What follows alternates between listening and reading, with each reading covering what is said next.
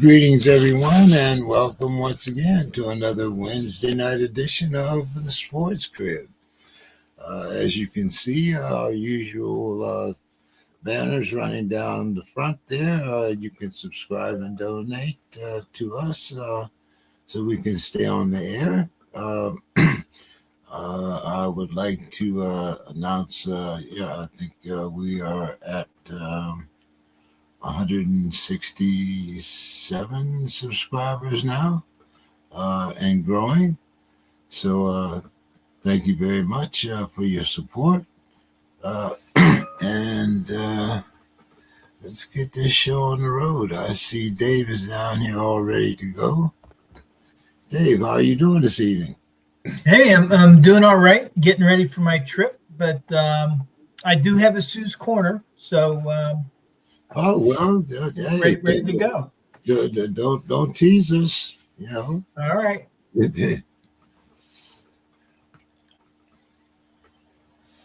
We're ready. You want me to do Sue's Corner now? Oh yeah, let's I'll do. jump We right haven't in. had Sue's Corner for a while. We're chopping at the bit here. Yeah. She was saying that there wasn't a whole lot other than the NFL, but anyway, she says a feel-good tennis story. Last weekend at one of the major tennis tournaments of the year, outside of the Big Four, in a historic final, French cousins Arthur Rinderknecht and Valentin Vachereau competed against each other at the Shanghai Masters, with Vachereau defeating Rinderknecht to win the title. Cousins had never met in a final before. Vachereau, ranked number 204, won the match with a score of 4-6, 6-3, 6-3 after an impressive run that included a semifinal victory over Novak Djokovic. That's a big upset there. Yeah. The Dream Undreamable. That's the title that first came to mind when Arthur Rinderknecht was asked to describe the story that's been written over the past week and a half at the Rolex Shanghai Masters.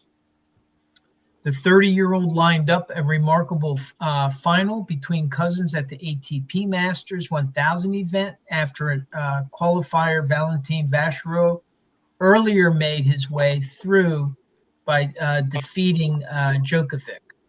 For his part, Rinderknecht also knocked out a former event winner in Daniel Medvedev. Even in the biggest dream, we couldn't have dreamt about this. So it's a dream that couldn't even exist at the beginning. I don't even know where it comes from, how it happened, he reflected in the mixed sun.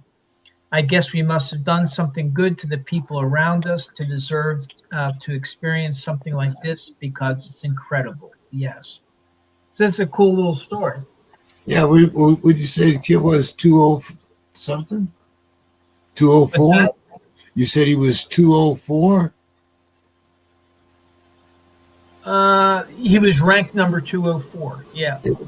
The guy that upset Djokovic. But Djokovic has been ailing. I think he has an injury, but still, that's a big upset. He's getting a little older now too to be running. You know, it's a lot of strain on those legs and thighs and whatnot. So. Don, how you doing this evening? How's everything down there in Texas? Unseasonably warm, but it's good. We're good. Okay, all right. Did you get to the game this week? I didn't go. I was actually in the wedding.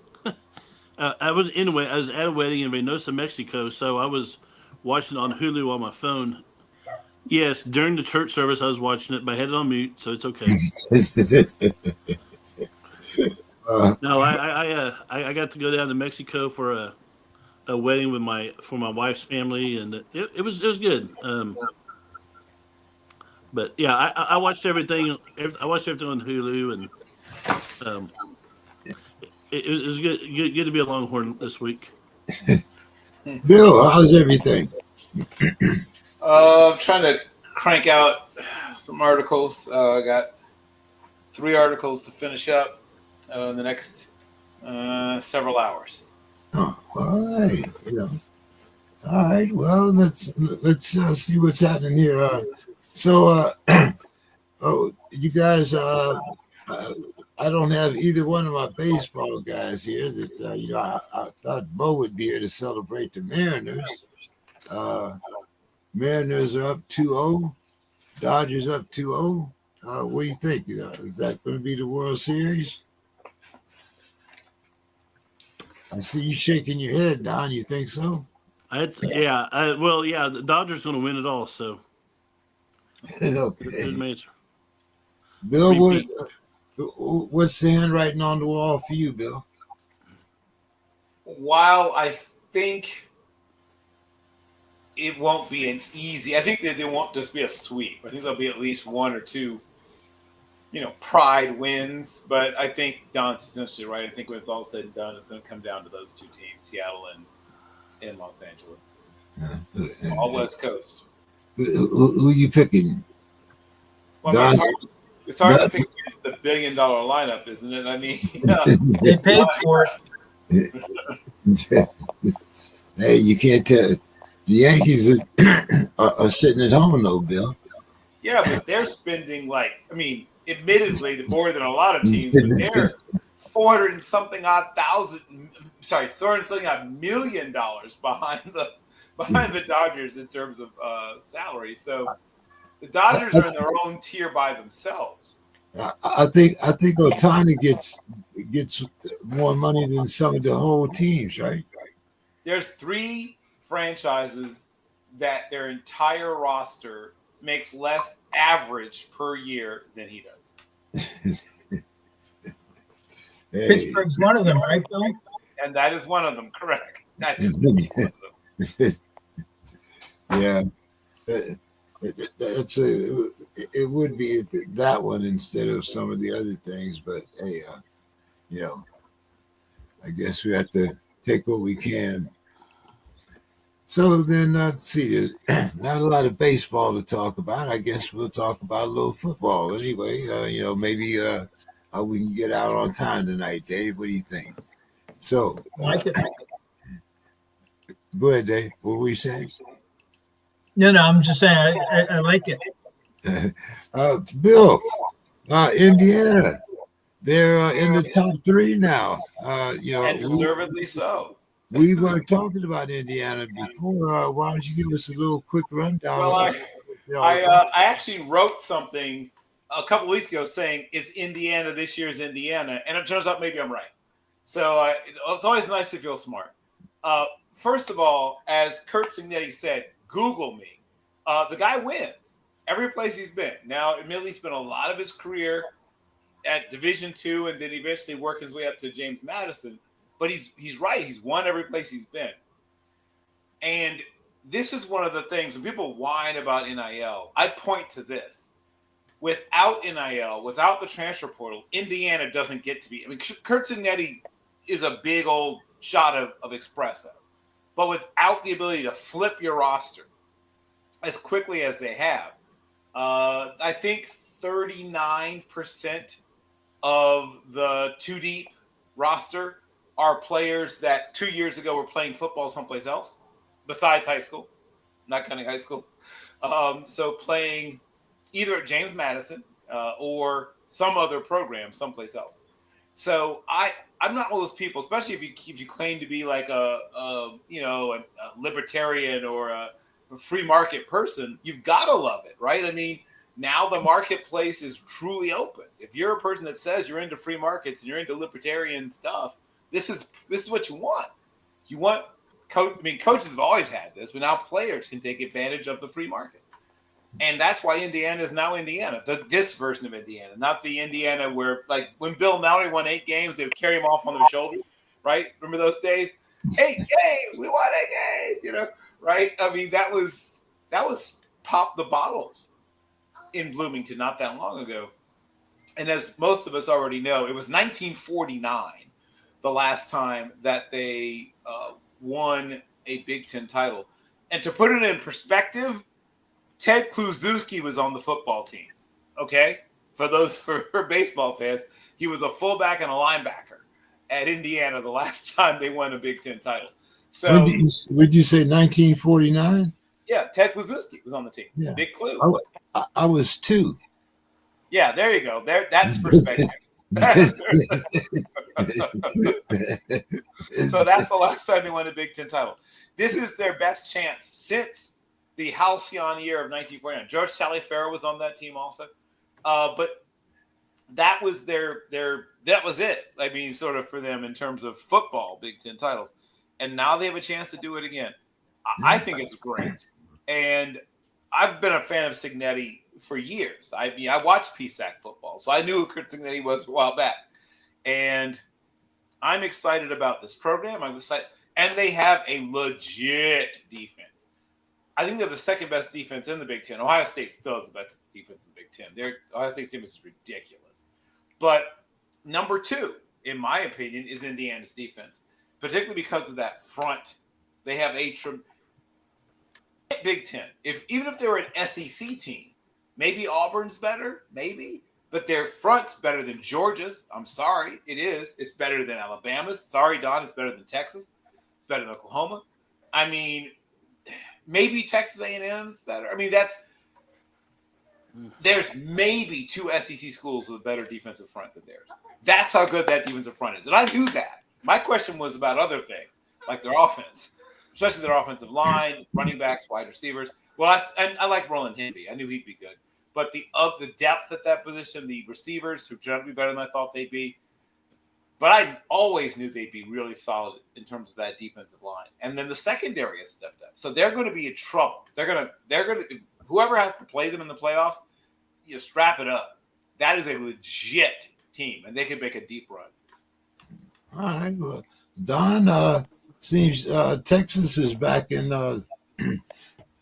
graces again. What are they? Number 21, I think. Yeah. So Arch got his swag back. What's going on down there in Texas? Well, so you brought up Arch. The one thing I noticed about Arch, for the first time this year, he looked happy. He looked like he was having fun. Last year when he came in and started those 2 games for Quinn Ewers, he had fun. But since he's been a starter, he really hasn't been having fun. Just as look at his body language. But I think a lot of demons were exercised against Oklahoma. So we have that. And going back to Indiana, I just want to mention that I think the clocks will strike midnight because I think Penn State's going to be still in their staff. I think Penn State will be taking Cincinnati, maybe. Just my opinion. So, but Texas has Kentucky this week. Of course, the SEC, you can't take anything too much for granted. In past years, Kentucky really hasn't upset anyone, but they've always playing close. I think Georgia beat them by 3 points or something like last year. So you cannot overlook guys like Kentucky. And it is SEC. It's on the road. It's a night game. The moonshine will be flowing in Kentucky. So there you go. The clear moonshine or the dark moonshine? I think they only drink clear moonshine in Kentucky. I don't know. Okay. I think Tennessee adds colors to theirs, but Kentucky, I think it's clear. Why do I know? I don't drink that stuff. What am I? They got programs on TV now, Don. the Distill Masters, or whatever it's called. I mean, they do everything now. They make moonshine, they make swords, whatever you want to watch. They can make it for you. A tree house, whatever. Speaking of a tree house, Dave, Penn State, what's going on, man? I mean, I guess we were talking about throwing around money. That buyout is, but doesn't seem like it phases them any. Yeah, I thought that they would wait till the end of the season, but with the loss, they also after the loss to UCLA, they had one of the top recruiting classes in the country. Well, right after the UCLA loss, Khalil Taylor, wide receiver prospect, he dropped out. Almost within minutes, it seemed like, after they announced his firing, they lost 6 others.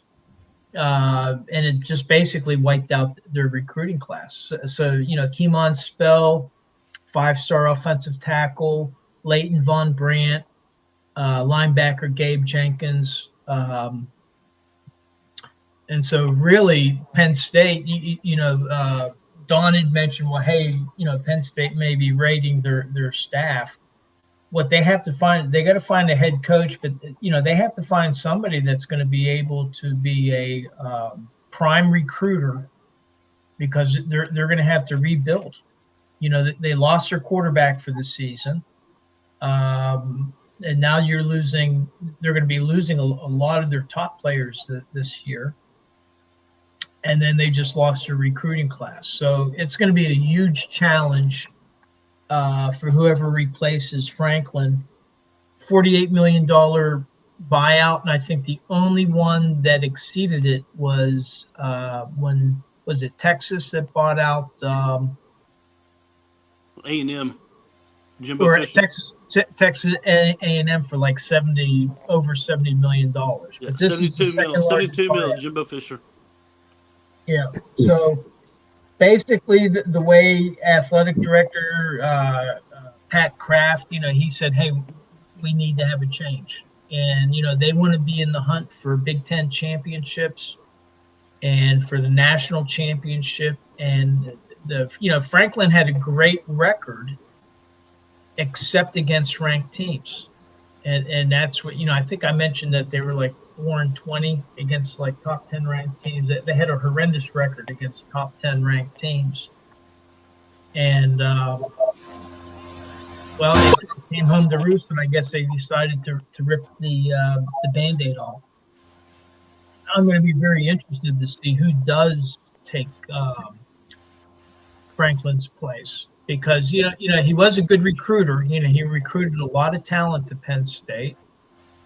He did win a lot of games for them, and so there's expectations. And they thought this year they got the defensive coordinator from Ohio State. Right, they're ready. And they thought that they were right in line. I never thought that they would be national champion, but I thought that they were going to be like a top 6 team for sure. And the bottom has just fallen out. So I would basically say it's safe to stick the fork into the 2025 Penn State prospects. Nittany Lions, huh? Yeah. I mean, they needed to blow out Northwestern and basically win out convincingly, and to lose to Northwestern. I mean, not disrespecting their program, but they should not have been in the same league as Penn State. Yeah. Okay. Like you said, though, I thought that they would wait until after the season, but I guess once they lost their quarterback, there was really no need in trying to beat that dead horse. So, because I mean they had brought back a lot of talent from last year, and a lot of people were thinking that this would be Penn State's year, but hey, that's how the ball bounces, I guess. Yeah. The Titans also have fired their head coach, Mr. Callahan. Who do you think can make the Titans relevant again? There's rumblings that Mr. Belichick might be out at North Carolina. Any guys you see heading toward Penn State, Bill? Let me unmute you.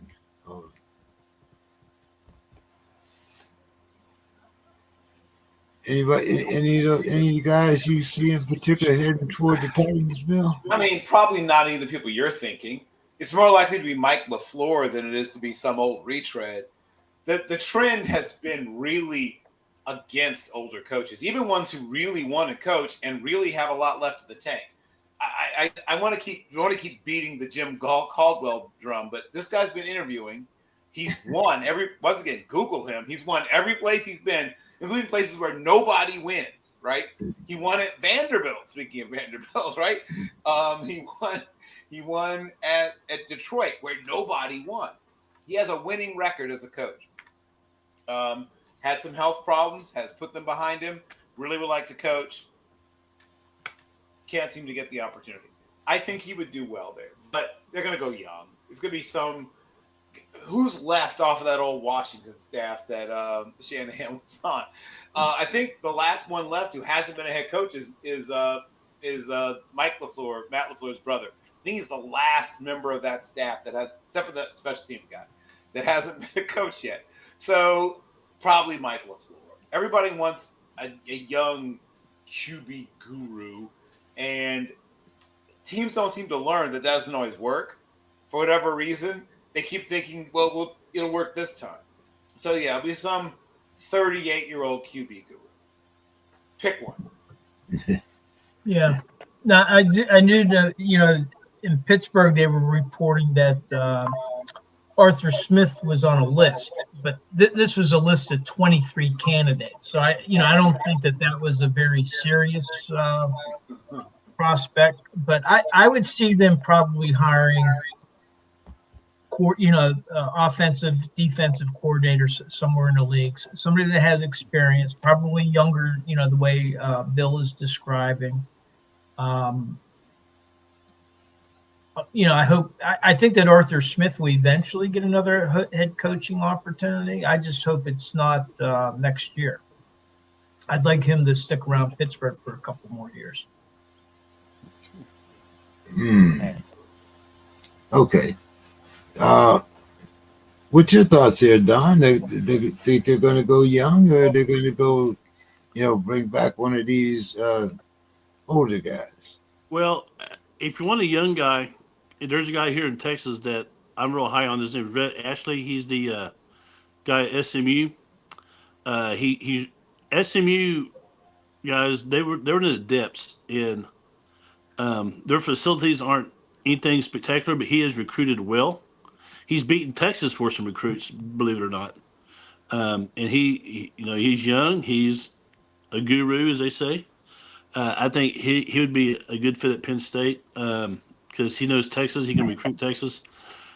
Whenever a big job comes open, a guy named Matt Rule always comes to mind. But I don't know. I don't know if Penn State would be considered a promotion from Nebraska, or if that's a lateral move, because in Nebraska, you have Nebraska. I mean, that Nebraska is. I mean, there's might be another like Division II team there. I don't know, but Nebraska, you've been sold out. Even when they're terrible, they're sold out. So I don't know if that would be like I said, a lateral move or a promotion. And I don't know if Matt Rule would leave Nebraska. Who knows? And then, of course, the guy at Indiana who I just mentioned earlier, I mean, that guy will be able to pick any job he wants. Now, he might want to stay at Indiana because Indiana, I mean,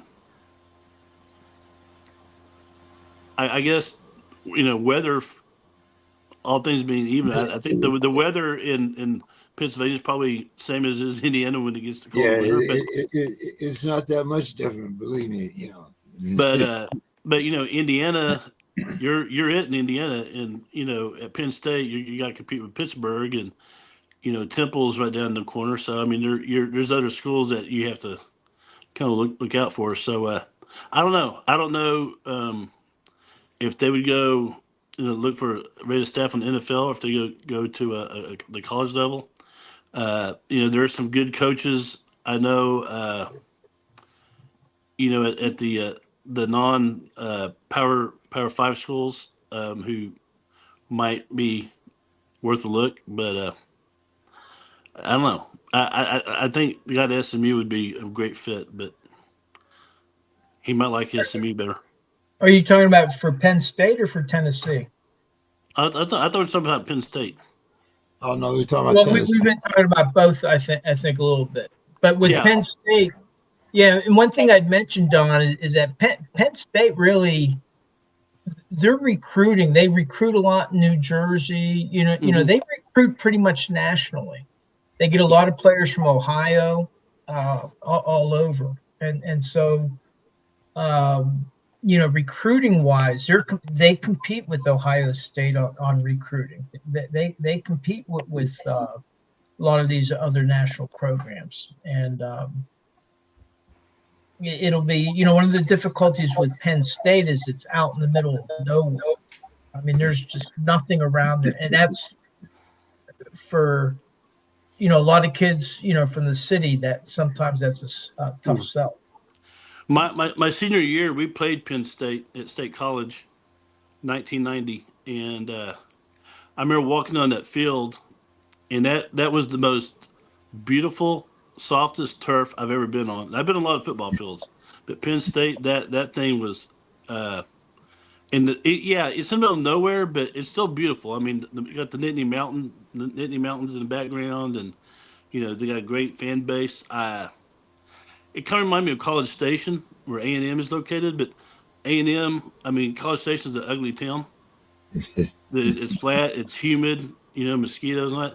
But State College, crisp mountain air. It might get a little cold in the winter, but I mean, I could live in that part of Pennsylvania. Right. Well, it gets a little cold down there, Don. I think what's going to be tough for them is they're going to be looking for a coach that wants to Penn State that wants to stick around. From 1950 to 2000, they had like two head coaches. You had Rip Engel, and then you had Joe Paterno. I mean, they talk about Pittsburgh, the Steelers being ridiculous for 3 since 1969. Penn State was like that up until Joe Paterno left. They had the scandal with the pedophilia, with Sandusky, and that just really set the program back. And it seemed like they had recovered, and now they got to move forward again. But I don't think that they're going to want to coach. It's only going to be coming in there for like 3 or 4 years and then plan on leaving. They want somebody long term.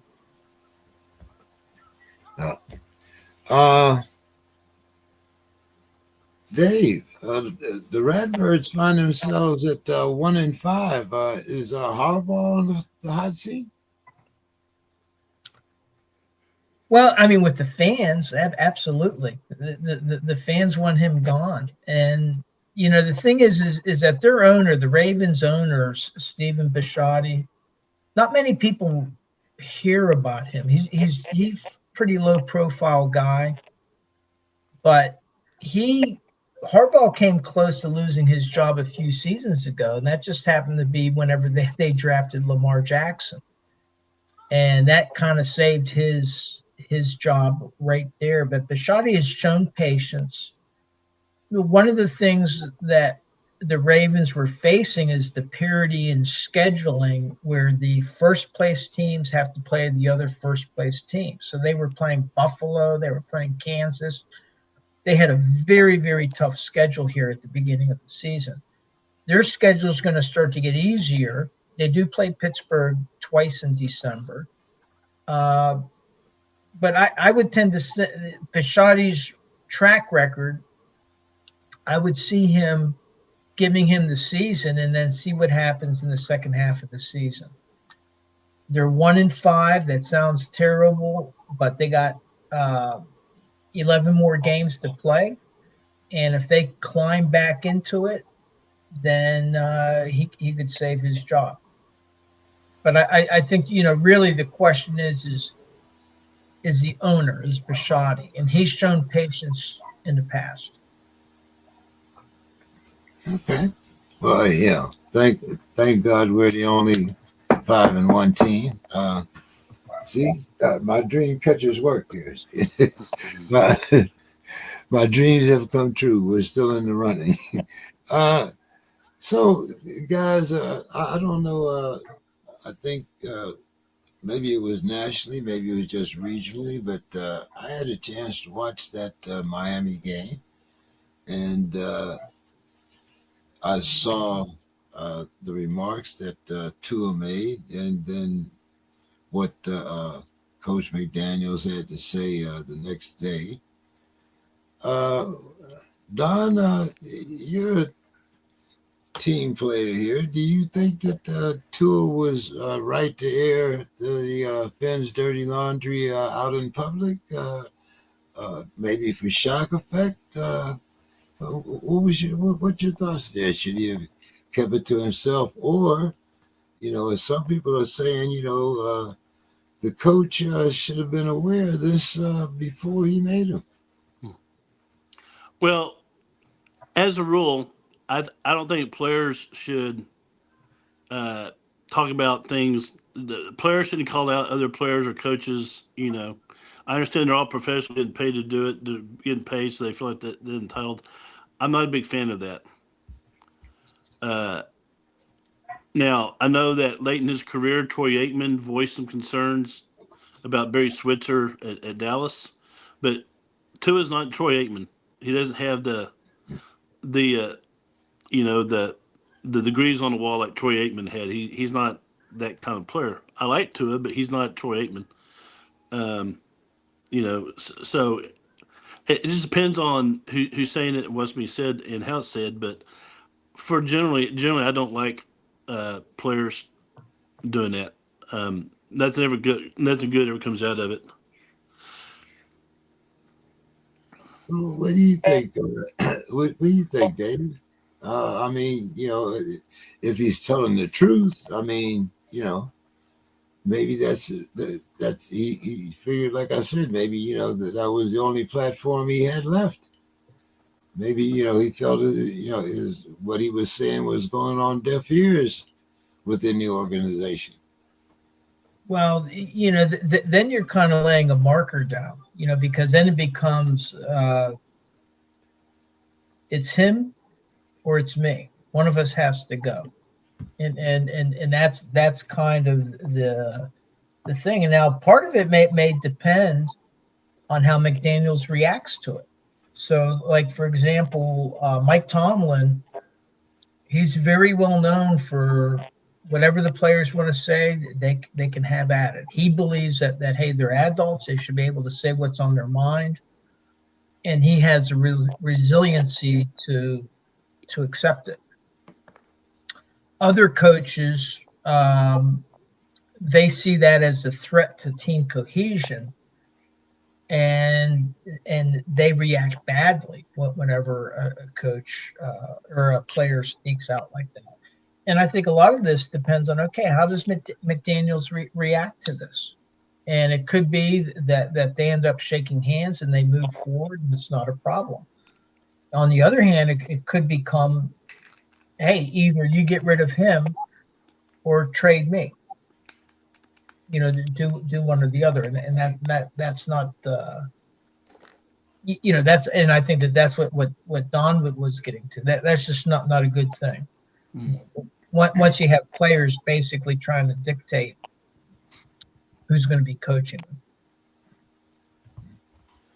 Bill, what's your thoughts on? We're talking about Tua's remarks after the game, and as Dave said, McDaniel's reaction to it. Plus, the sports world. Period. What's your thoughts there? Well, I think the most interesting response was Deshaun Hamilton, right? Who briefly was a Dolphin after his career at Penn State, who stated apparently that Tua himself has been late to meetings before. So there was many layers to all of this. And, for those that remember, over Tua, there was a, Kumite, two-man enter, one-man leaves confrontation between Brian Flores and, still their GM, Chris Grier. And, of course, Grier emerged, and Flores has, been defensive coordinator since then. The fact is that I think the most interesting thing is that the knock on Tua coming out was that he had all the physical stuff, but people weren't sure if he was vocal enough. Remember that? Was he too soft-spoken? Was he too nice? Right? That was one of the knocks on Tua coming out, for those who remember his pre-draft process. So clearly, something has changed. And maybe it's the stuff he went through with Tyreek Hill. Who knows? But he clearly has decided he's not going to hold his tongue, which he did earlier in his career. He was very, sort of yes sir, no sir. I mean, you didn't get much out of Tua, controversy-wise, at least early in his career. But now he's apparently willing to take the bull by the horns. I don't know exactly the inner workings of his relationship with either the general manager or the head coach. Once again, I know the general manager himself has survived like I said, a octagon situation in the past for his job. So it'll be interesting to see, one, how the Dolphins finish the season, right? Because if the Dolphins get hot and win, this will all just go away, right? That's how this happens. You suddenly win 8 out of 9 and nobody remembers any of this stuff. It's all like the morning dew, it just evaporates. Now, if they end up going 5-12, a lot of people are losing their jobs, right? I mean, maybe everyone is gone. McDaniel is a guy who essentially, I don't know the young man, but he was always sort of a lively sort. Some of his, his dauber seems down, whatever term you want to use. Like he seems kind of beaten, for lack of a way of putting it a little bit. Looks like I don't think he's mailing it in or anything, but I'm sure he's still working hard, but he looks like his heart is in it to me. I mean, I remember when he was an assistant coach before, and even early in his days as a head coach there in Miami, he's an extremely, upbeat, lively, funny individual. And of course, obviously stress. He's aging like a wartime president. I mean, he was one of those super young head coaches, and yeah, he's starting to look like, FDR halfway through the last term. So, something's going to happen, right? I mean, and once again, unless they get hot, right? If something get hot, then it's all just disappears. But if that doesn't happen, yes, at least one of the people we've named will be gone, and maybe all of them. Yeah, it's going to be very interesting to see what happens down in Miami. All right, guys, we're going to play a little game. It's called Diamonds or Cubic Zirconia. And I think we'll start out the team. I'm going to let everybody kind of participate in this first one because we saw the Giants and they actually held the Eagles scoreless in the second half. Scatterboo rushed for over 3 touchdowns, that is. So what do you think there, Bill? We're talking about the Giants. Diamonds or cubic zirconium? Yes, I'm a huge fan of Cam Scatterbo and have been since before he even transferred. Back when he was at Portland State, I was a fan of his. But they are very much cubic zirconia for 2 reasons. First of all, I mean, we all hear this. Like, more games are lost than won. The Eagles were just a circus of mistakes. I mean, just bizarre, almost humorous mistakes. They essentially gift wrapped, monogrammed, and mailed that game to the Giants. So I don't think the Giants are a contender, if that's what you're asking. Not this year. They have some good young pieces.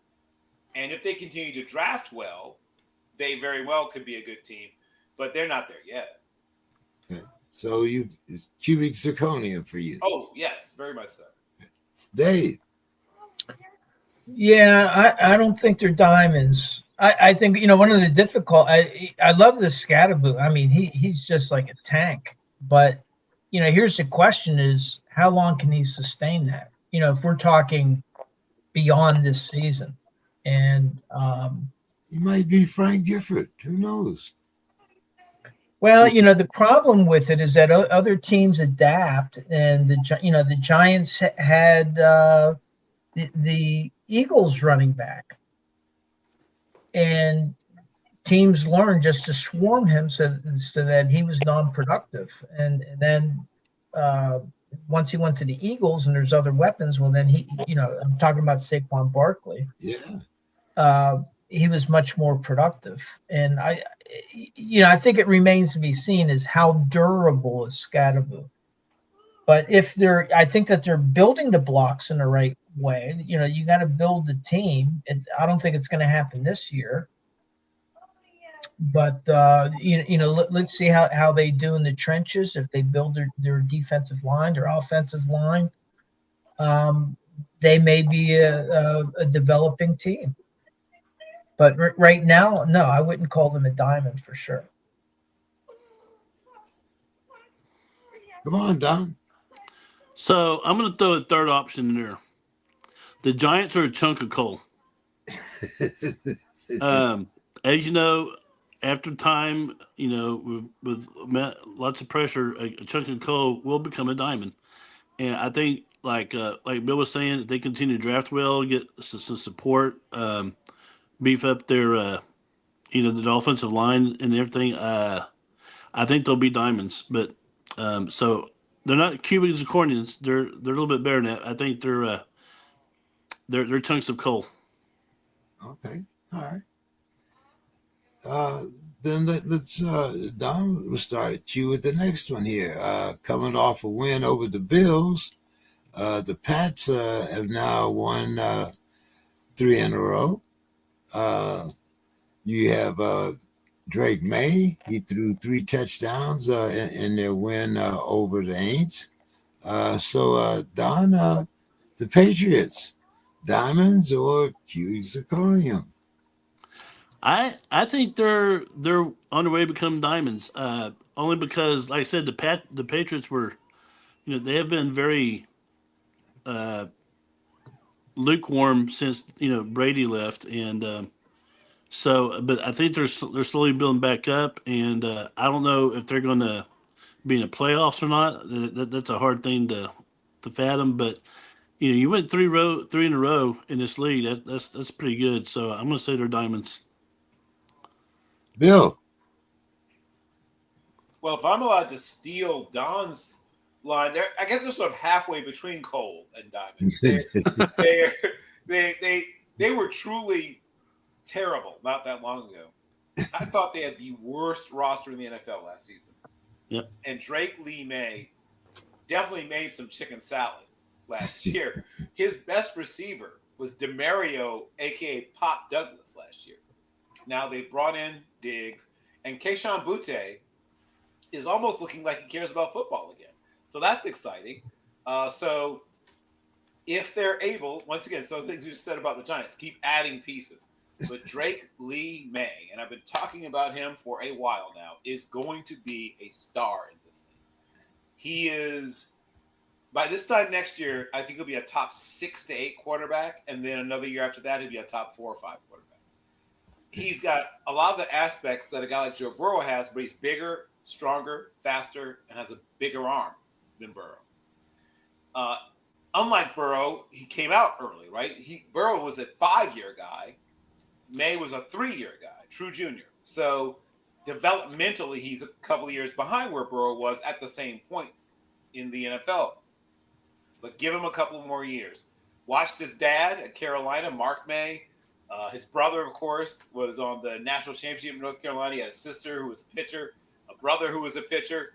A very athletic family, obviously. A terrific basketball player at Winter Park High School in Florida. He is a special player. And if they continue to build around him, they are going to be a very good football team. They're probably a sort of wild card-esque team now.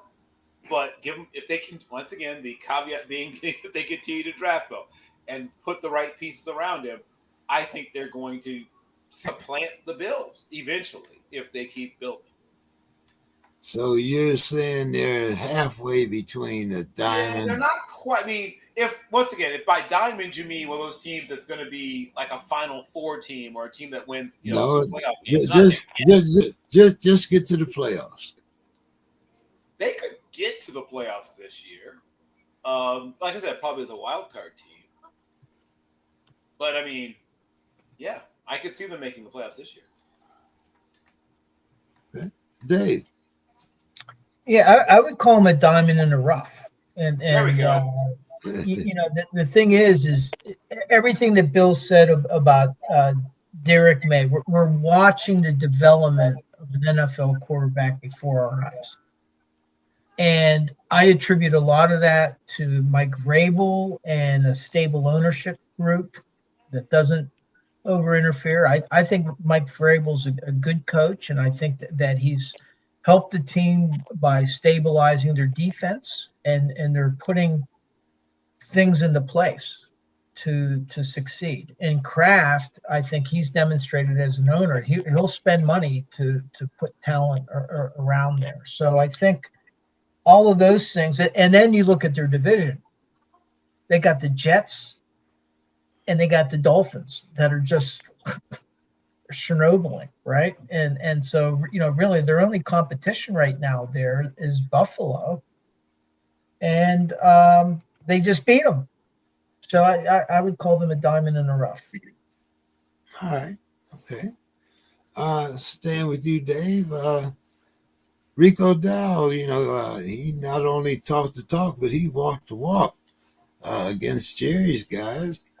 Rico had 238 all-purpose yards and 30 rushes for 189 yards. The Panthers, Dave, Diamonds or cubic zirconium? I'm more on the zirconium side. I think that if he had done all that against Dallas, when Dallas still had who's your guy that went to the Packers there, Don? Micah Parsons. Yeah, if he Parsons. did that with Michael Parsons on the Cowboys defense, I might be singing another tune. But I still gonna have to show me. So Well, he would was on the Cowboys then, though. Huh? He was on the Cowboys then. He was the leading rusher for the Cowboys then. when Michael Parsons was there. Okay, I got mixed up. But you're talking about with him in Carolina, not him in Dallas. They were teammates in Dallas. Yeah, that's what I'm saying. But no, he said I was just saying when he was with Dallas. Right, Dave was saying he would be more impressed if he'd done it against Dallas when Dallas had Parsons. Correct. Yeah, that's what I heard. Correct. And so, I mean, for that reason, they're going to have to show me. If he continues, one time is an event. I want to see a pattern. Do this 2-3 times in a row. Now maybe we have a pattern established. But the Dallas defense, I mean, it's not as if he did it against the Cleveland Browns, which has a really good run defense. Bill, what are your thoughts here? Well, I mean, I guess I'm keep stealing people's terms. They're not quite a diamond yet, and they're not quite cold. Now, last year, I thought they were this. Once again, I mentioned the Patriots had the worst roster, in my opinion, in the NFL last year. They had the second worst, the Panthers, last year, in my opinion. Their whole offense was Chuba Hubbard last year. I mean, Chuba Hubbard had a terrific year, but nobody noticed because they were so terrible around him. I think he had maybe over 16. I think he had over 1,300 yards rushing and another 300-something yards receiving for over 1,600, flirting with 1,700 total yards, scrimmage yards. But nobody cared and nobody knew because the team was so utterly awful. And now he's hurt. And what that would have meant basically turning out the lights. Last year, they're still able to win games with Hubbard hurt. So that tells you they're on the upswing as a franchise. They still have a lot of work to do, though, as Dave, I think, was pointing out. Their secondary is an adventure, is the term I would use. They have some good pieces on the D-line. They have a couple of good young offensive linemen. They're a young team also. I mean, that's young almost everywhere. They have a little sprinkling of veterans that came through free agency, but they're very young. They have a young quarterback, young wide receivers, a young tight end. They're young almost every place. A couple of veteran offensive linemen they got through free agency. A couple of veterans on defense that got through free agency, but most of the players on this team have been in the league 3 years or less. I think over half of the 2 deep have 3 or fewer years of NFL experience. So they're a very young franchise. So I'm going to say, I don't know, cubic zirconia in the rough. I don't know. I mean, they're not quite ready to make a playoff run. They're not this year, at least. No, even in the very winnable NFC South, they're not quite ready to contend. Don, what's your thoughts here? Cubic zirconiums or diamonds in the rough? I think they're cubic zirconians just because, like I said, yeah, you beat Dallas, but you have to show a little bit more. In my view, you have to keep it. Win some more games and prove that you belong there into that diamond category, the diamond level, as they say in Amway. But but yeah, they just need to continue to draft well and play well. But they're still cubic zirconians in my opinion. Okay. Don, Jerry said that his guys are still in it. What is it, Don? In what? What are they in? I mean, I don't understand. In it? What in doo doo? I mean, what's he mean? I have no idea what Jerry Jones means. I know he okay. This is a guy who said he claims he accidentally flipped off the crowd. Remember? He gave him the finger and said, "Oh, that was I accidentally did that." So that tells me that dementia is starting to set in. But just to kind of preempt Dallas, they're cubic zirconians. If that was the next question. No. Well, I'm on record. They're cubic zirconians. No, I was just wondering what he meant when he said that they were in it. I have no idea what he meant. But he did say that there are rumors that Dallas is looking for help on the defense. Well, no shit. I tell you what, they found themselves a wide receiver with George Pickens. He's been lighting it up. Well, but now you got to remember that's Pickens when there's no CeeDee Lamb. We didn't when Pickens was the primary target here. We didn't have a lot of problems out of him either. It's when he James, started. I can confirm that they need help on the defense, and the source is me. Huh? I said I can confirm that Dallas needs help on defense, and the source is me. Well, maybe you can explain what does "in it" mean. I know. In military terms, when they say that you're deep in it, I know what that means. I think what he meant to say is I miss Emmett. As Don pointed out, maybe the years are starting to chip away a little bit. Do they have like a 25th Amendment for NFL owners? Are you allowed to remove them via vote? Is that something you can do? I have to. Don, look into the bylaws of the Cowboys. Organize a meeting. But Bill, I do have a question for you though. And the Bears, they got a quality win over the Commanders. So are the Commanders who we thought they were? I mean, yes and no. They are playing a tougher schedule this year than they did last year because, well, that's what the NFL does, right? You're a better team this year. And while he's healthy enough, you can tell that Jaden's not 100% back, but he's close. He's probably about 80-ish%. But the main issue is their defense. And that was their issue last year, too, for those that watched the Commanders. So the Commanders have not yet fixed. Speaking of people need to add some pieces on defense, they have not fixed that defense yet. They are still missing an actual, I'm going to use the term shutdown corner. If they had a lockdown or whatever, they don't even need that. If they had a guy who was basically the same level as, I don't know, who's a good, solid, but somewhat average corner?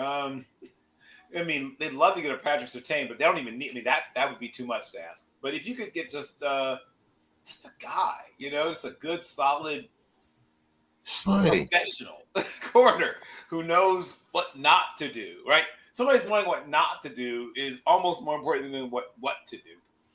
They gave up some plays last night that just made no sense. Just made zero. Not last night. It was, Lord Bill, Monday night. That's what happens when Monday's a holiday. It throws me off. It made no sense. They should have probably won that game about 3 separate occasions. But then, of course, Chicago kept giving the game back. Like, both teams seemed not to want to win that game at various times. But their defense is going to be their undoing. They are not a serious contender to win it all until they do something about the state of their defense. Marshawn Lattimore is not the Marshawn Lattimore of a couple of years ago. I would put him at somewhere below the middle line now amongst NFL corners. Now, maybe that's a temporary thing. Maybe he's still, I don't know. I've watched him all year and then watched the All-22 to make sure I wasn't, going out of my mind. And he's been a step slow. He's looked hesitant, even lost at times. I don't know what it is. This is a guy that was a top 4 or 5 corner not that long ago. So he's lost something off his fastball. They don't really have another corner. I mean, they have a guy who lines up at the other position, don't get me wrong, but I mean, no one that you worry about, no one that you're afraid to go against. The best player in their secondary is usually Mike Sanders still, and he's had a bad year, right? And had a bad game on top of it. Their pass rush it's there. In fact, I would say it's probably the best part of their defense. Is not saying a lot, but Daron Payne is a very good football player. If Chase Young had become what people thought he was going to be and they'd held on to him, like they need that guy, right? The guy that everyone thought Chase Young might be. They need that guy, that mismatched pass rusher. They don't have that guy. No, they don't. The closest they had to him was Montez Sweat, and they let him go. Yeah. Dave, it was a really unique situation when we played the Browns. We were coming off a bye, and they were coming off a game in Europe. And I thought that we should, I appreciate the win, but I thought that we should have done much better. I mean, that's only the second time in NFL history, I believe, that's happened. That one team coming off a bye and the other team coming off. Usually those are games where you expect the team that's coming from Europe to be down, but I do, I appreciate the point that we held them to 9 points, but once again, I thought we should have looked better. We're playing Cincinnati Thursday, but then after that, our schedule gets a little tougher. I believe our next 2 games are the Packers and is it the Packers and so I forget. Indianapolis. Yeah, Indianapolis being 5-1, Packers 4-2. Go ahead. What's your thoughts? What did you take away from the game? We're 4-1. Yeah, I mean, one thing, and I've mentioned this before, if not last week, the week before, Cleveland was really given a horrible schedule where they had an away game against Detroit. Then their home game was in London against the Minnesota team that was already there for 2 weeks. And then they traveled to Pittsburgh coming off a bye. I mean, that's just not a fair schedule. That's imparity or disparity, excuse me. And I think that's my objection to the international games that they insist, but they're going to continue with it. But in the game itself, I think what showed was that Pittsburgh had a better game plan on both offense and defense. On offense, like the very first play, everybody in that stadium was expecting a run. Cleveland was expecting to run out of the jumbo package with Spencer Anderson in there and Mount Washington. and they just hit Mount Washington, who went for 36 yards. And that just showed that, hey, I mean, Pittsburgh had the better game plan. On defense, what they did is they deployed T.J. Watt, Alex Highsmith coming back off of injury, Nick Herbig, 3 outside linebackers on the field at the same time, because they wanted to. And Nick Herbig was announced as a 12th starter whenever they were making the announcements, whenever they were coming onto the field. And they really bottled up Judkins. That was my concern. But once they stopped him, he came into that game averaging 5 yards a carry. He had 12 carries for 36 yards. And then that meant that Dylan Gabriel went back to pass 58 times. He was sacked 6 times. They had 4 near interceptions. The game was never the score doesn't indicate the closeness of the game. It wasn't that close at all. It was never. The fans in the stadium were never like in panic mode. So I would say it was a decisive victory. I think that in this case, the Steelers outcoached them and the players out-executed them all around the board. David Njoku, he got hit over the middle. He came off the field. He came off the field actually several times during the game. He became disinterested in catching the ball.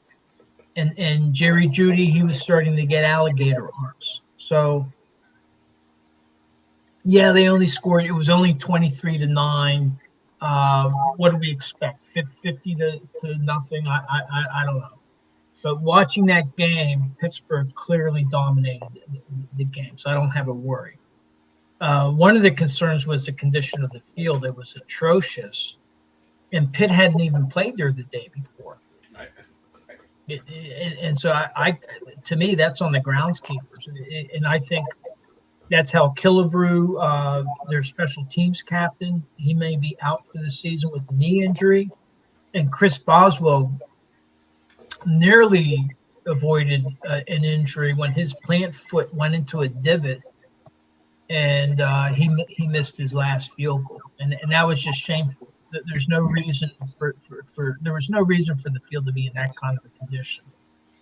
But I think for the game against Cleveland, I think it was a very good win. Cleveland has a tough tough They had a great running game.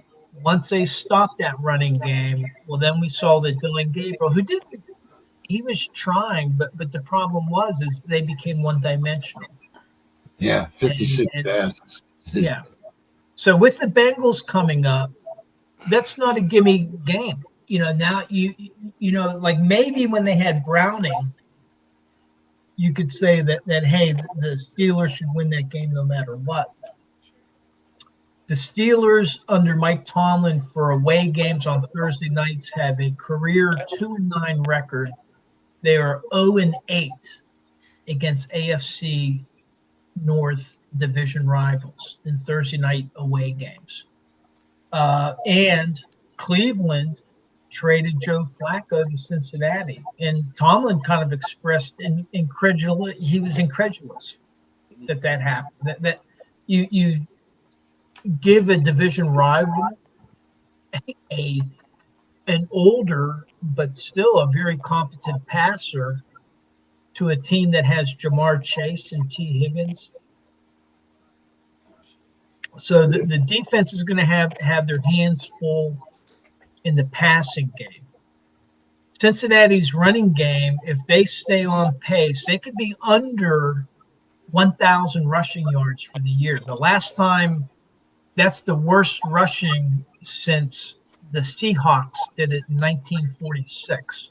Yeah, that's not the Seattle Seahawks. That's the Miami Seahawks. If Chase Brown does get it going, if they do happen to get their running game going, then yes, our defense is in for a real long night. Correct.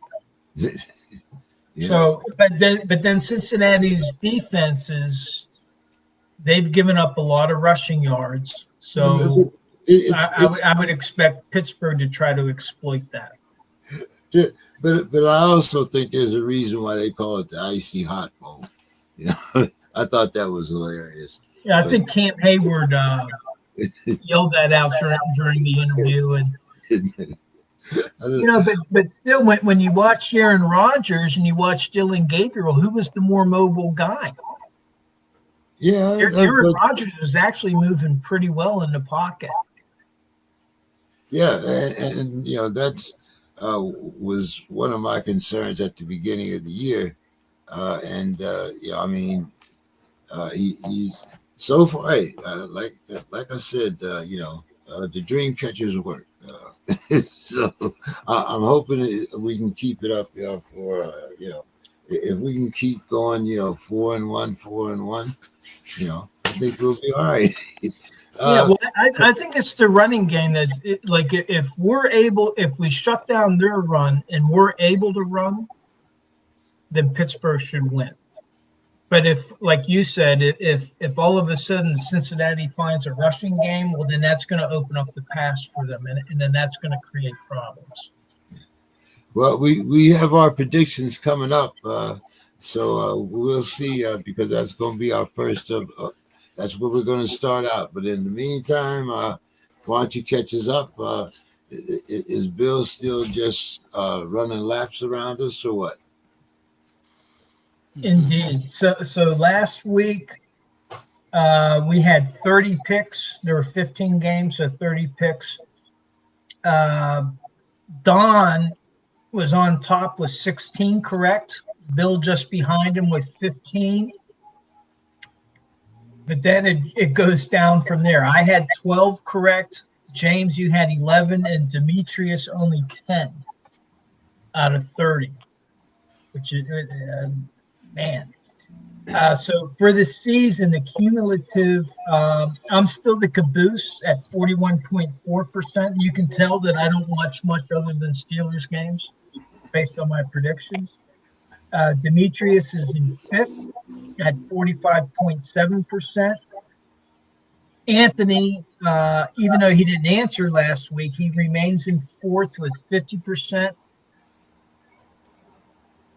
Oh, no, excuse me. James, you're in fourth with 48.4%.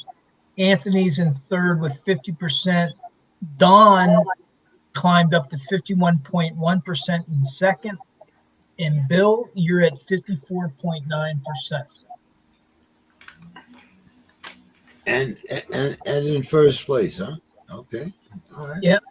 And somebody named Zeno F1J asked, the bottom left guy, are you Thurium? Thurium.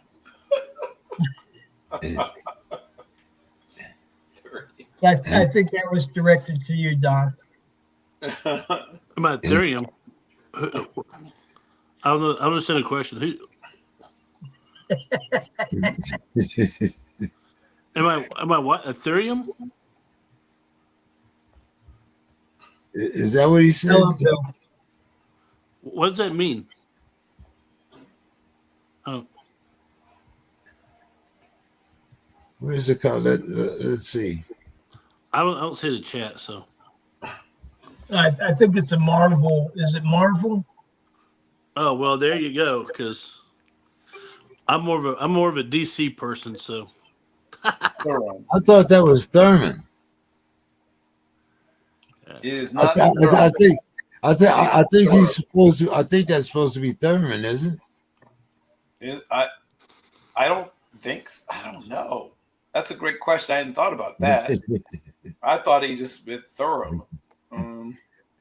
I see. I guess now we have to figure out what's meant by that. I see we have some Mariner fans here. Rough start for.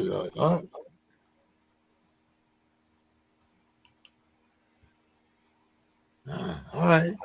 Okay. So let's start. Bill, since you're the man, we'll start with you. Thursday night, we have the Steelers and the Bengals. Bungles. The Steelers are. Is that? I think that's supposed to be +5. Yeah, it's minus 5.5. They're favored. Oh, five and a hook. Okay. And the over/under is 43.5. And this is in Pittsburgh? No, it's Cincinnati. in Cincinnati. Cincinnati.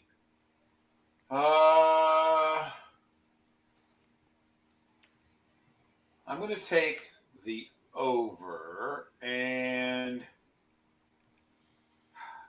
I think Pittsburgh wins, but I don't think they cover. I think the Bengals find a little something. Maybe little something they find is Joseph Vincent Flacco, age 41. He's always been a good deep ball thrower, and if there's one thing that worries me about the Steelers defense is they can give up the deep ball when their pass rush doesn't get there. Now, when the pass rush gets there, obviously Flacco is old enough and smart enough to just sort of, crumple and avoid too much damage. But yeah, I think that they'll actually get their I think they'll throw the ball to Chase Brown. He'll get out on the perimeter and get some plays. I think they'll throw their wide receivers. Their tight ends are kind of a mishmash of fun, but not always consistent players. But yeah, I think they'll find enough big plays to keep it close. And Deshaun Elliott did not travel with Pittsburgh. Yeah, yet another for personal reasons about their giving up some big plays. But yeah, I think that the Bungles keep it close. So while I don't think they went outright, I think they deny the Steelers the cover. So I'll take over and I'll take the Bungles. And the second one is the Rams, Bill. They're giving the Jaguars 3. They're playing at the Jaguars, and the over/under is 45.5. That's probably right about right.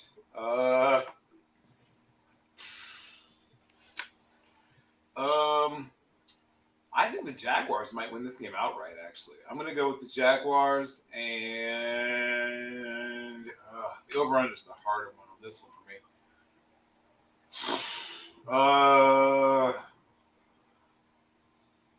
I will go with the over, but just barely. I think maybe 47 points are scored in this game.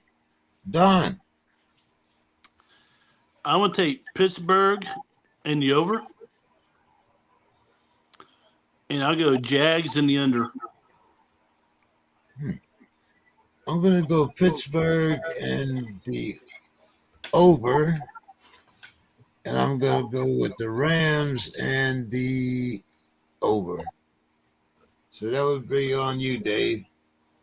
Okay, I have I'm taking Pittsburgh in the over and Jacksonville in the under.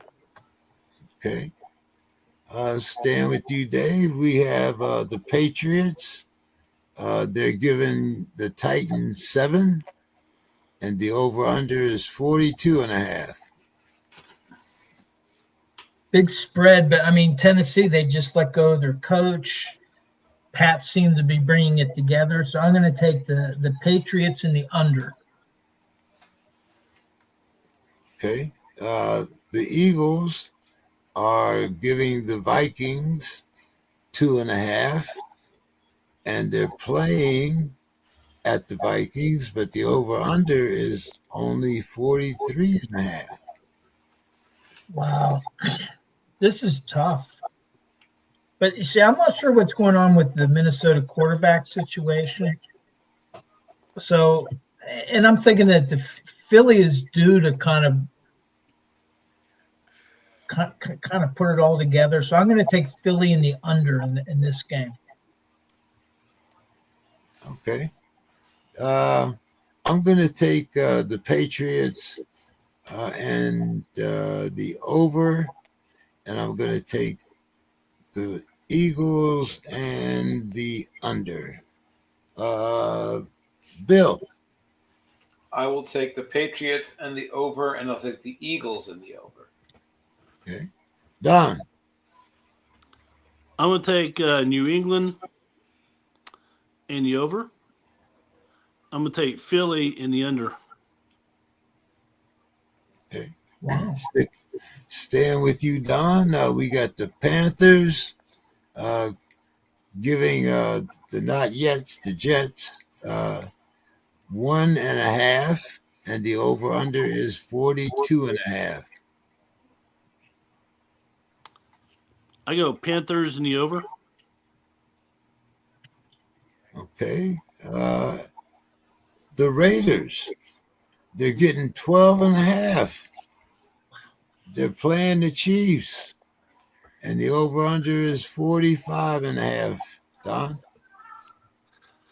Ooh, that spread. I'm going to Chiefs. I'll take the Chiefs and the. I go Chiefs and screw it over. Okay. Dave. I'm taking Carolina in the over. I mean, the Jets are just. I thought that they were gonna come together, but they still have. So they have to show me now. And then I'm going to take with that spread. Kansas City may win. I'm just thinking that the Raiders will cover. So I'm taking the Raiders in the under. They just beat Detroit by 17. So I'm going to take the Chiefs and the over, and I'm going to take the Panthers and the under. I don't know if New York can really generate. This might be the last start for Fields. Who did I miss, Bill? I'll take the Raiders and the under. And what was the over-under on the Jets game? 42.5. Oof. Okay. And the Jets are getting a touchdown? They're getting 1.5. 1.5. Oh, wow. Okay. I will still take the Panthers, and I will take the over. Okay. We have Miami, Bill. They're actually getting 2.5, and they're playing at Cleveland, and the over-under is 40.5. I will take the Dolphins in the over. I think after all the drama, the Dolphins have their best game of the year and actually pull this game out late. All right. The other game, Bill, we got the Saints getting 5.5, playing the Bears, and the over-under is 47.5. I will take the under and the Bears. Dave. I'm going to take Miami in the over. Kick them while they're down. And New Orleans in the under. Okay. I'm going to take the Bears. I'm going to give that 5.5 and the under. And I'm going to take 2.5. All right. I'm going to take the Clowns in the under. Don. I'm going to take the Bears in the under. And I'll take the Dolphins and the over. Okay. No. I'm going to Dolphins in the under on that one. My bad. Okay. Under? Yeah, under. Okay, Sunday afternoon, Don. We got the Giants, and they're getting 7. They're playing at the Broncos, and the over-under is 39.5. Can Scatterboo run can he run into thin air up there? What do you think, Don? Yeah, I'm gonna take Denver in the under. Okay. And the second game is the Colts, and they're actually getting 1.5, but they're playing at the Chargers. And the over-under is 48.5. Ooh, I'll go Chargers in the under. Okay. Dave. Let's see what Scatterboo can do. I'm going to take the Giants in the under. And then this is a good test for Indianapolis on whether they're a diamond or not. So I'm going to take Indianapolis in the under. All right. I am also going to take Indianapolis, but I'm going to take the over. And for the Giants, I'm going to take.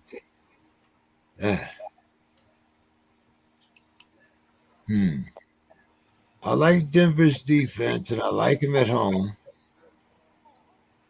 Bo Nix or Dart. I'm going to take the Giants. I'm going to give it that 7, and I'm going to say it's going to be over. Bill. I will take the Broncos and the over, and I will take the Chargers and the under. Okay. Second Sunday afternoon, Bill, we had the Packers actually giving the Cardinals 6.5, and the over-under is 44.5. I will take the Packers this is in Arizona? Yes. I will take the Packers and the over. We had the Commanders giving the Cowboys 2.5. Over-under is 54.5. Bill. These are two bad defenses, but I don't think they're quite that bad. I will take the Commanders and the under. Okay. The Sunday night game, Bill, we got the Falcons, and they're getting 2.5. They're playing at the 49ers, and the over-under is 47.5.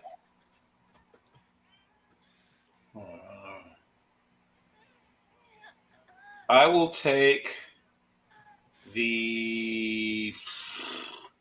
It's pretty evenly matched. I will take the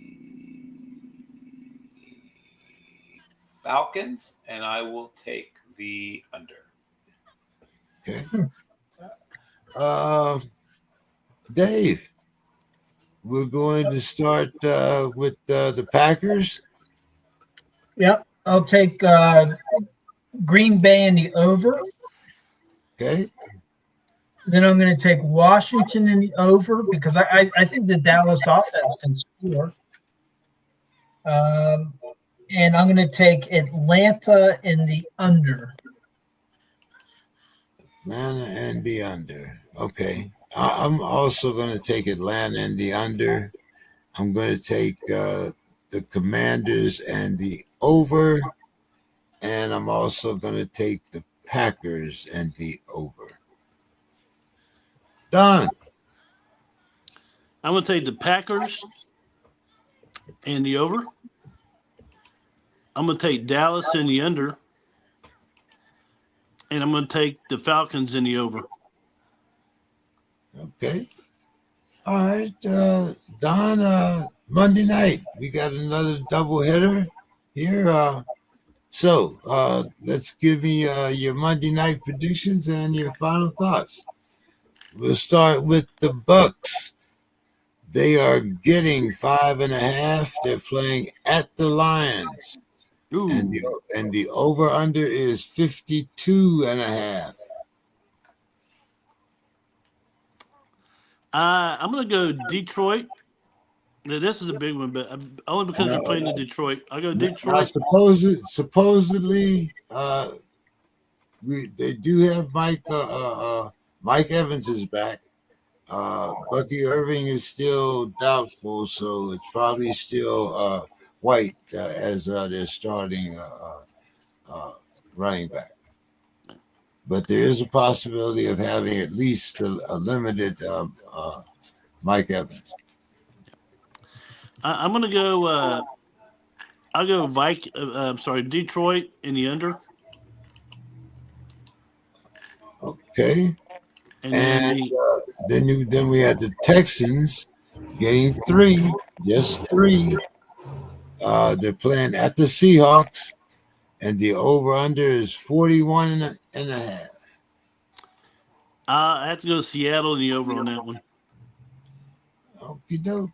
Final thoughts, Don. Final thoughts. Well, so going back to the Red River Shootout between Texas and Oklahoma, great game. Like I said, I watched it in church during a wedding on mute. I made sure I sat in the back. Of course, I'm in a church where no one speaks English; it's all Spanish.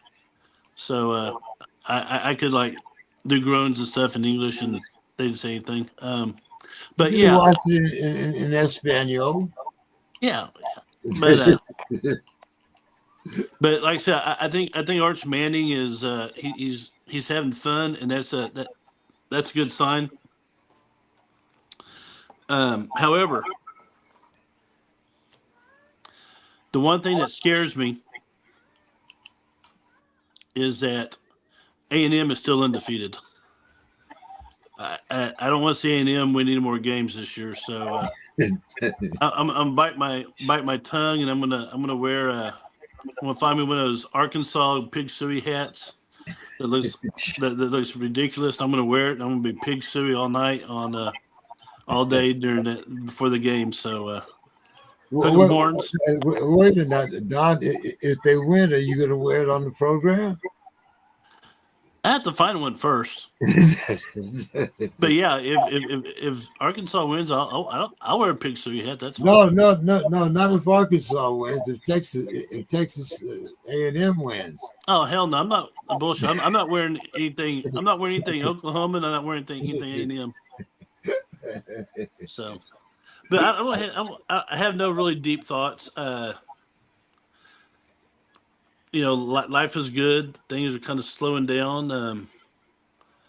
There's peace in the Middle East right now. So, not a whole lot to talk about. So, it's all good here in San Antonio. I wish it would get a little bit colder. I like cold weather, and I'm tired of this 9 degrees in October shit. But I'm good. Hey, you got our weather down there. The weather that we're looking for, but it's not that it's bad. We finally had some rain these last couple of days, so we're doing that pretty good out here in California. What do you say, Bill? Your thoughts and your predictions. Okay, and so for the last, that's the Monday night games? Yes. You got yeah. You got the Bucks getting 5.5 at the Lions, and the over under in Detroit, right? Yep, in Detroit. I don't think the Lions cover that. They might win, but I don't think they cover that. I think that this is a real. I don't know if it's 52.5 points shootout, but I think it is a bit of a shootout. I think that Tampa Bay denies them the cover, and 52.5. Let's see. 28-24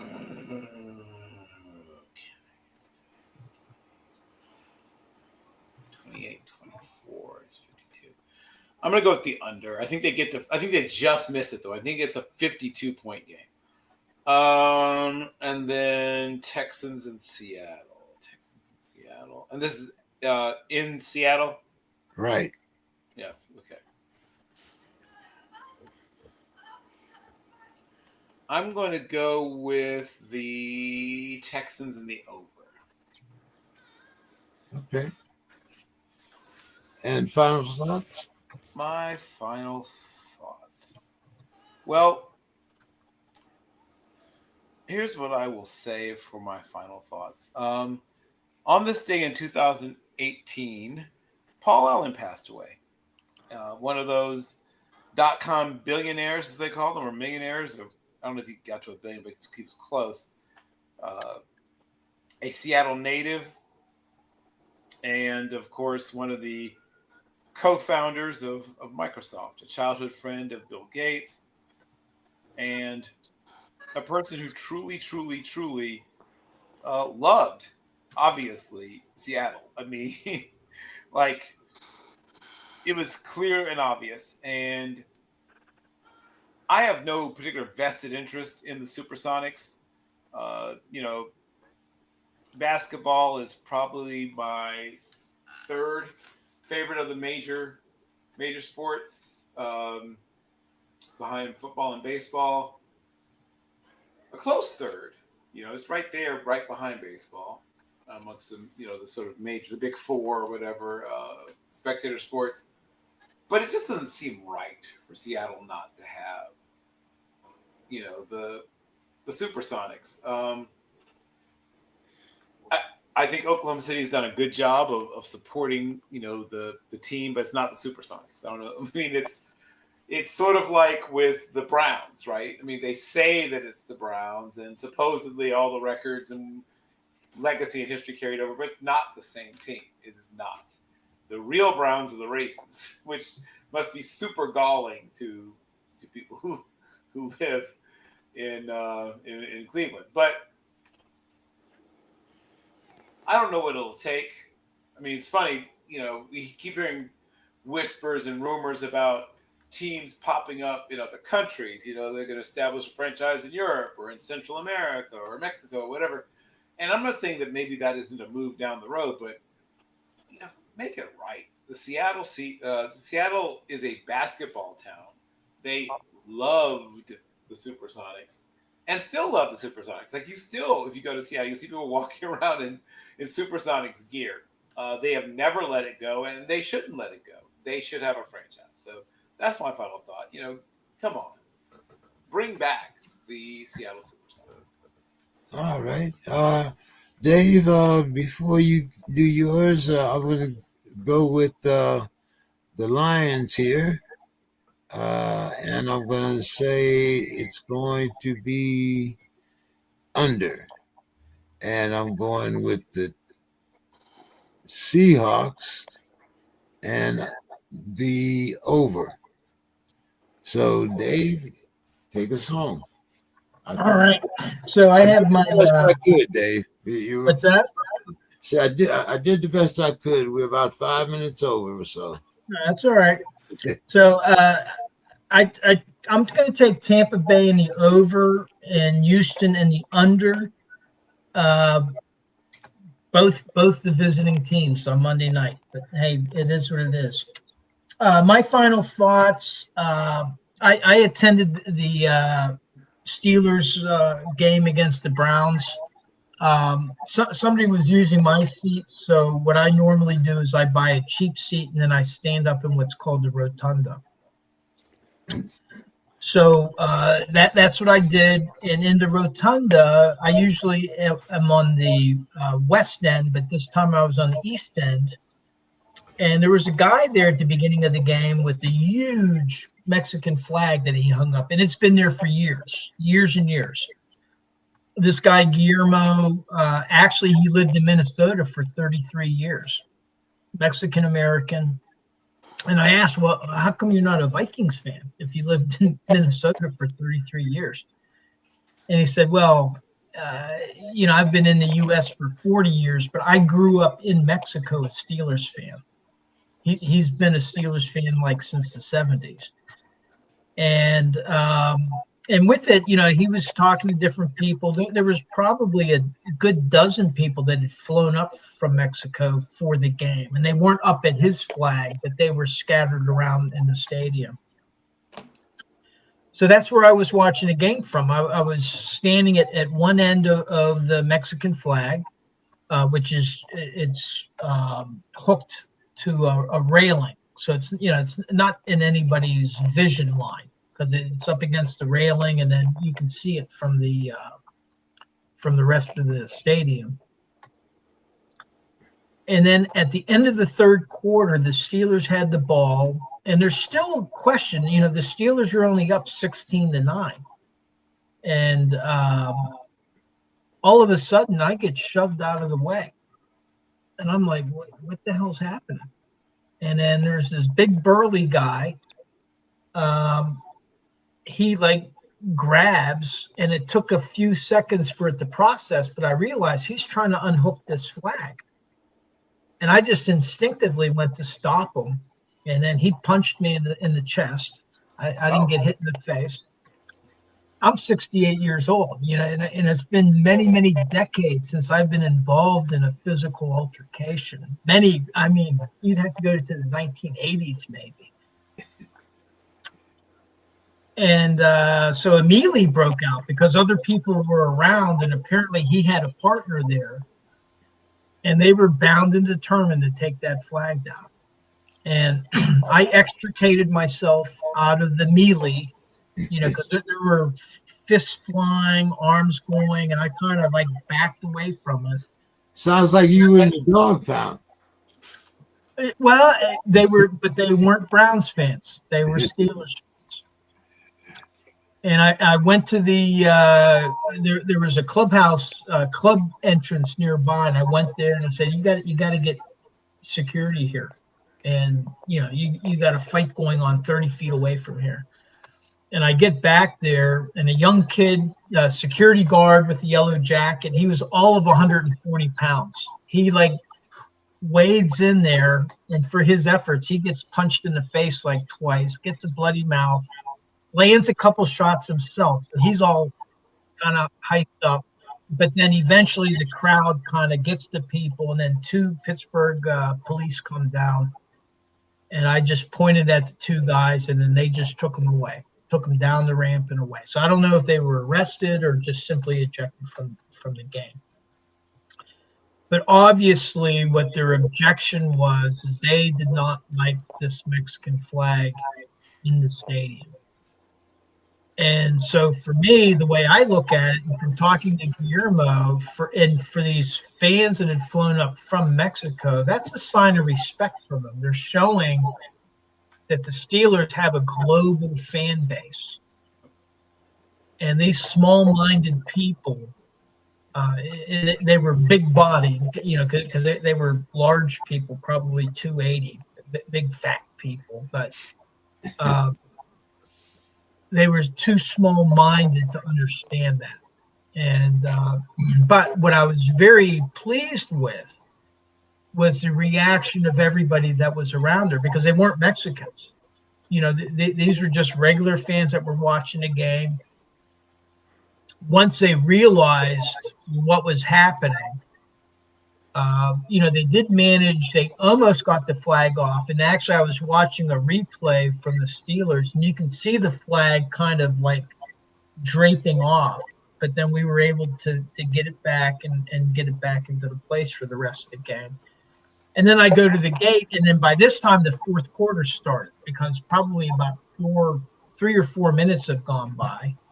And the score's 23-9. I'm like, what happened? I missed the touchdown.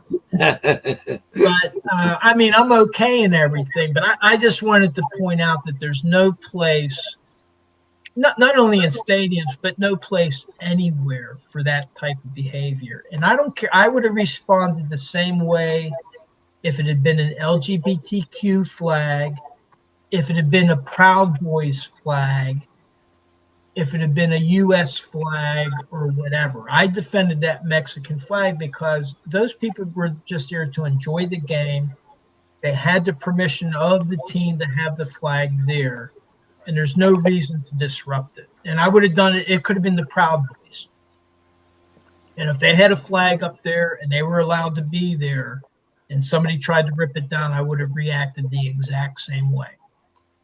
and there's just no room for this in sports stadiums or anywhere else for this type of rancor that's going on between people. So that's my final thought for tonight. All right, guys. Well, hey, I'll see everybody next week, and thanks everybody for their time. And Dave, let's hope we can find out what's going on with Penn State if they can get around. Bill, I don't know. Are we going to see an Ohio State Indiana matchup this year, or are they missing each other this year? Well, they don't play in the regular season. They might see each other in the Big Ten Championship. Oh, okay.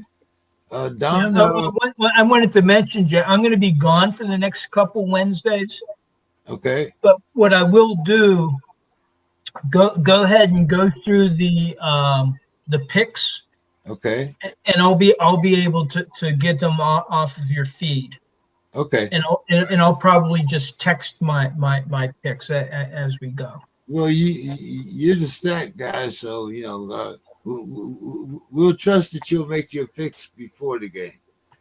I'll